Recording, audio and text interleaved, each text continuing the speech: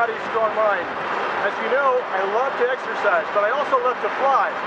So let's go inside this Citation Encore jet and take a look.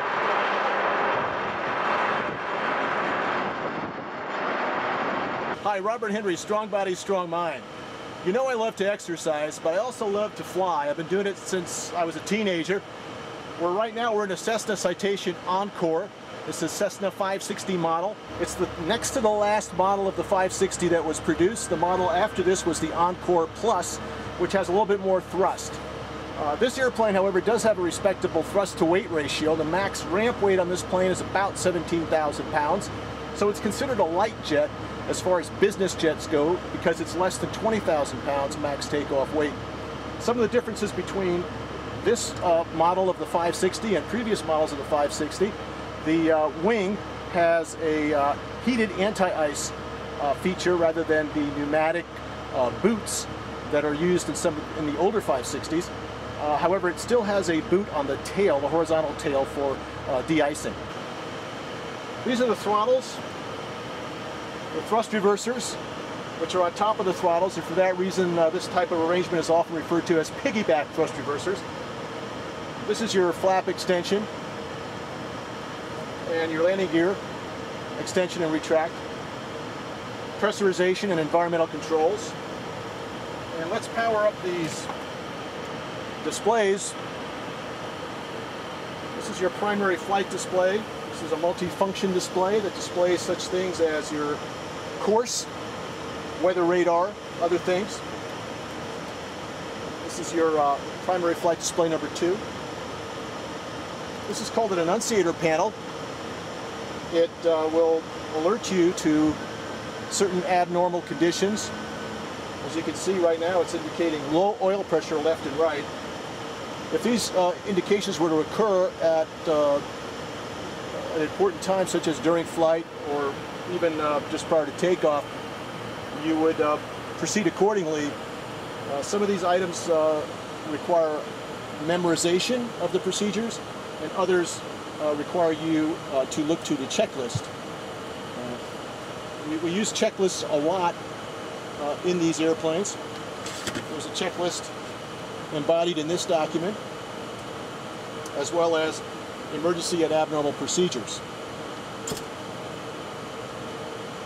These are thrust reverser emergency stow switches. You have one left, one right. You also have thrust reverser condition lights, armed, unlocked, deployed. We are currently hooked up to a ground power unit. This aircraft does not have an auxiliary power unit, a self-contained APU. Larger jets have that. A mid-sized business jet, a large cabin business jet would have it.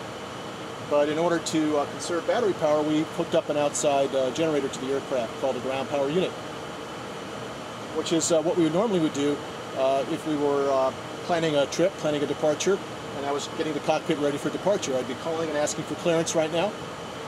You can't see it from that camera angle, but there are oxygen masks located just above each pilot station that can be quickly accessed and donned if necessary.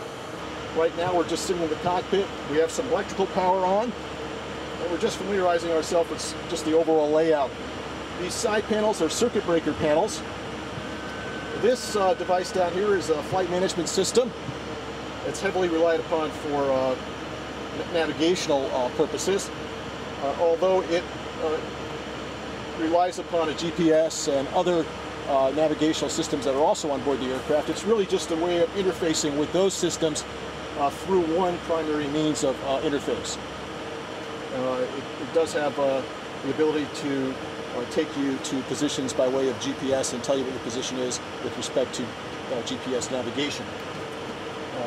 GPS has been around in planes for quite a while. There's a lot of what we call toggle switches over here.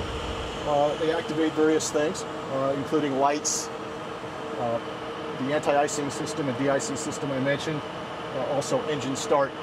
One of the things I'd like to briefly show you are some of the warning system tests.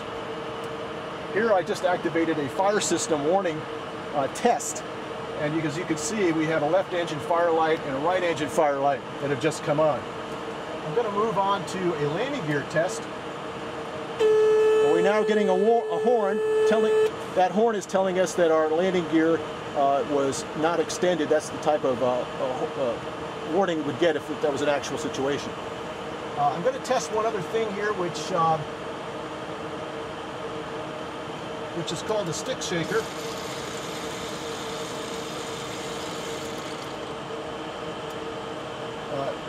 Most jets have a stick shaker. It warns of what's called excessive angle of attack. There's also an angle of attack indicator. The angle of attack is the angle of the wing to the relative wind. Essentially, it tells you whether or not the wing is producing lift and if the angles become too great for the wing to produce sufficient lift.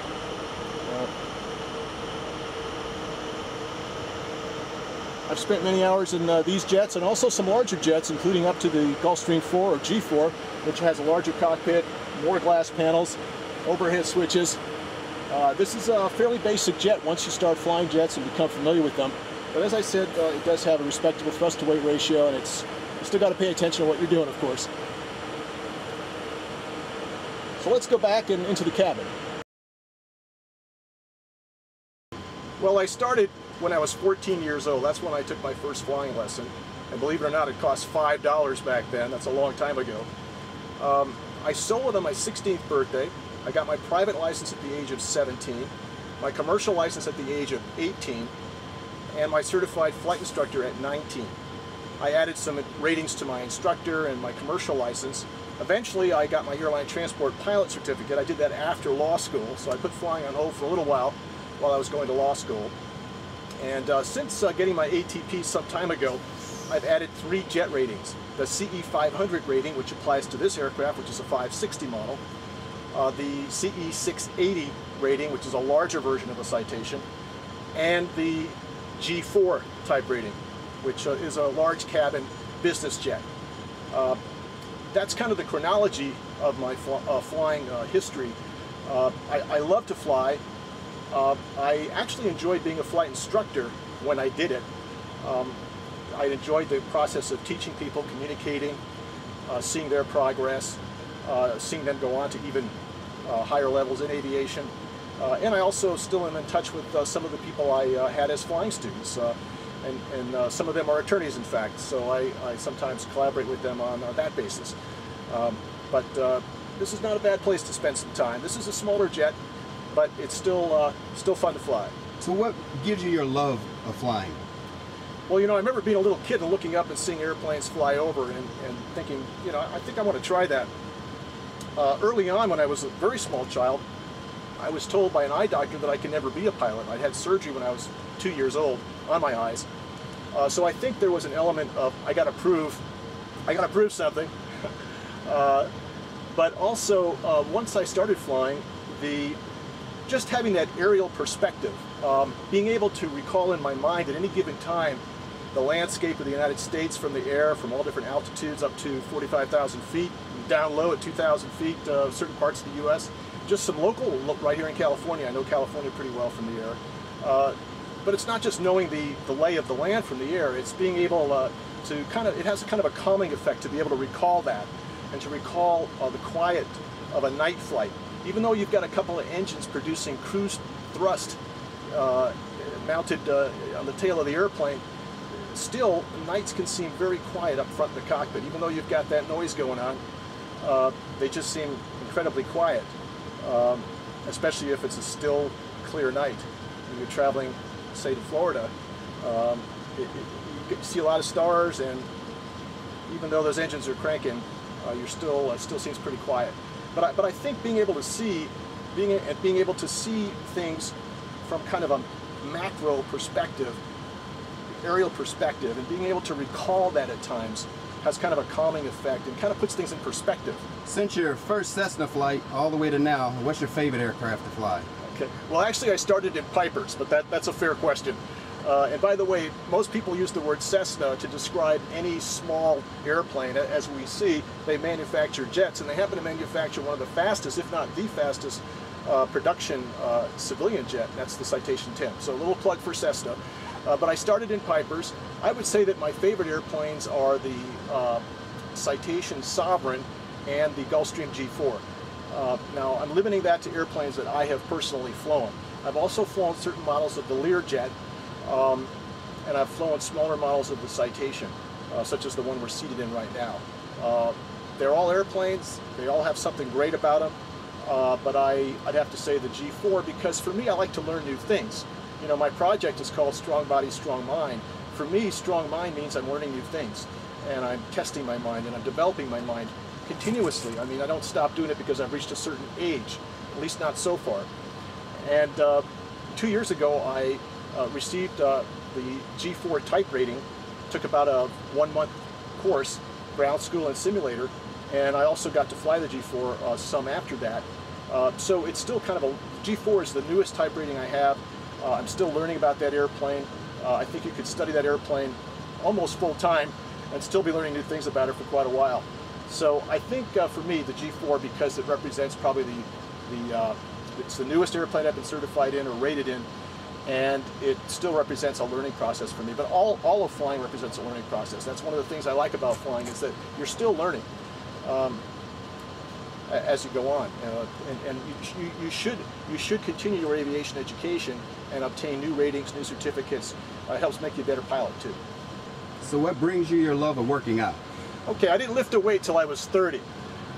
Then I began working out consistently. I started out with a personal trainer, then I was on my own for a number of years. Then I had another personal trainer for a while. He took me to a higher level than my first trainer did.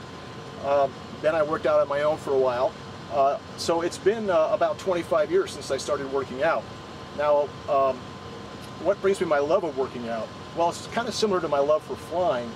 The thing about working out is that you can see results. That's always gratifying. And you can make progress. That's always gratifying. And it makes you feel better and feel good. That's gratifying. And if you do it right, you're not going to get injured doing it. In fact, it'll help you to remain injury-free and disease-free. So my love for working out is it feels good, I see results. I'm sure it's part of the reason that I feel younger. Now, about 3 years ago, I think as a result of my work schedule at the time, I was working as an attorney and as a pilot, so I was working a couple of jobs. I did put on some unwanted body fat, and for the first time in my life, I was faced with the challenge of losing body fat, something that other people are faced with quite often or at an earlier stage in their life. So after about 20 years or so of working out, for the first time in my life I had to lose some body fat. So I connected with another personal trainer, Dawn Strozier. I still train with her. She's my fitness consultant on Strong Body, Strong Mind. And she took my fitness level to a new high as well. We introduced a lot of outdoor cardio, outdoor exercises, stairs, my beach exercise videos. You'll hear her in the background in some of those videos. That's Dawn Strozier, my latest trainer. So what do I like about it? Still the same things I've always liked about it. It makes me feel younger. I see results, and I feel the results. You can see progress, makes you feel good, and it improves your overall health. So I think when you combine that with other activities that you're passionate about, it's a win-win situation. Robert, you use the name Inner Strength Media. How did you come up with that title? Inner Strength Media is the current name of our YouTube channel for the project Strong Body, Strong Mind. The concept of inner strength is important to me. You know, we talk a lot in our videos about outer strength, referring to muscular development, fitness, but inner strength is important too. In my case, it refers to a period in my life where I was faced with some challenges. When I was 21, both of my parents passed away a few months apart. Now, since then, I went on to law school, passed the bar exam, returned to flying and added my jet ratings and my airline transport pilot certificate, got into fitness and added some fitness certifications. But it was a tough time, and the inner strength refers to the fact that I had to look within as my primary source of strength. Particularly during the law school years, my parents had passed away shortly before. Law school is challenging to anyone under any circumstances, but it was especially challenging under the circumstances that I was facing at the time, which were no money, parents passed away not long before, and so I was totally on my own and dealing with law school. You know, academics had come easily to me, relatively speaking, up to that point in time, but I had a supportive home life. I found myself really for the first time on my own, dealing with significant loss, and at the same time having to perform academically and having to survive financially. So it was a very formative time for me. They say your formative years are when you're a little kid. Well, that's true, but they can also happen a little bit later and have pretty long-lasting and positive effects. So that's really where the name Inner Strength Media comes from. But it's not just limited to those years in my life, but that's really where the concept took hold. And it's almost more in retrospect that I'm able to appreciate the inner strength that I had and that I developed during those years than it was at the time that I was living them. That's the story behind the name.